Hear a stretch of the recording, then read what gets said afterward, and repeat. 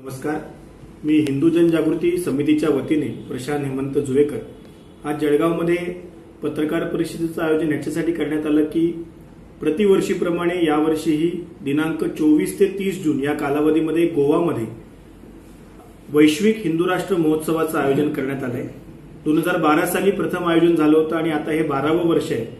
यावर्षीचं आयोजन याही दृष्टीने महत्वाचं आहे की यावर्षी भारतातल्या 26 राज्यांतून जवळपास 1000हून अधिक संघटनांचे 2000हून अधिक प्रतिनिधी येथे निमंत्रित केलेत. त्याचबरोबर अमेरिका असेल, इंग्लंड असेल, घाना, नेपाळ, बांगलादेश असं भारताबाहेरील देशातलेही हिंदुत्व निष्ठांना या महोत्सवामध्ये आपण निमंत्रित केलेलं आहे. या महोत्सवामध्ये मंदिर संस्कृती रक्षणाचे विविध उपाय, हिंदुत्व विरोधी नरेटिव्हला आपण कशा पद्धतीने सामोरं जायचं, देशामध्ये जे विविध आघात आहेत त्यांचे रक्षणाचे उपाय, हिंदू इकोसिस्टीमची एक प्रभावी पद्धत, अशा विविध म्हणजे लँड जिहाद असेल अशा अनेक घटनांच्या संदर्भात एक कशा पद्धतीने एक इकोसिस्टम हिंदूंची निर्माण व्हावी या दृष्टीने एक अत्यंत महत्वाचे विषय या वैश्विक हिंदू राष्ट्र महोत्सवात होणार आहेत. आपल्या जळगाव जिल्ह्यातूनही जवळपास 22हून अधिक प्रतिनिधी या वैश्विक हिंदू राष्ट्र महोत्सवात सहभाग घेणार आहेत. त्यामध्ये काही नावं जर सांगायची झाली तर जळगावमधील महाराष्ट्र गोवा बार काउन्सिलचे माजी चेअरमन अॅडव्होकेट भरत देशमुख असतील. त्याचबरोबर जळगाव जिल्ह्याचे मनसेचे माजी जिल्हा प्रमुख चोपडा येथील अनिल वानखेडे असतील. चोपडा बार असोसिएशनचे अध्यक्ष अॅडव्होकेट धर्मेंद्र सोनार असतील. त्याचबरोबर आपल्याकडची सुप्रसिद्ध म्हणजे तीर्थक्षेत्र आपण म्हणू शकतो सातपुडा निवासिनी मनुदेवी या मंदिराचे सचिव निळकंठ चौधरी असतील. असे अनेक जण या अधिवेशनामध्ये सहभाग घेणार आहेत. त्याचबरोबर देश पातळीवर काही नावं आपल्याला माहिती असेल की श्रीराम मंदिराची केस ज्यांनी लढवली त्यांच्याबरोबर आता काशी आपण म्हणू शकतो ज्ञानवापीची केस लढवत आहेत विश्वेश्वराची, ते अॅडव्होकेट हरिशंकर जैन, त्यांचे पुत्र विष्णुशंकर जैन.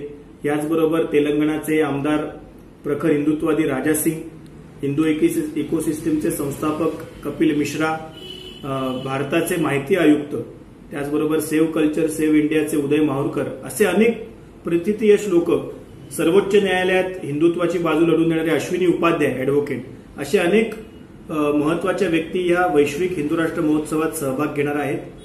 या महोत्सवाचं लाईव्ह टेलिकास्ट पण होणार आहे. त्याच्यामुळे जरी 22 प्रतिनिधी इथून गोव्यात गेले तरी इथले जे हिंदू प्रेमी आहे, जळगाव हा हिंदुत्ववाद्यांचा आपण म्हणू शकतो गड आहे, तर इथले अनेक हिंदुत्ववाद्यांना मी विनंती करतो की लाईव्ह टेलिकास्टच्या माध्यमातून या महोत्सवात जे महत्वाचे विषय होणार आहेत, त्या योजना होणार आहेत, त्या आपल्यापर्यंत पोहोचतील. आपण हे 24 ते 30 या कालावधीमध्ये अवश्य या महोत्सवाचा लाईव्हच्या माध्यमातून लाभ करून घ्यावा आणि पुढील जी काही योजना या महोत्सवातून येईल ती आपण जळगाव जिल्ह्यात निश्चितपणे राबवू. सर्वांना नमस्कार. मी ॲडव्होकेट निरंजन चौधरी जळगाव जिल्हा न्यायालयात प्रॅक्टिस करतो.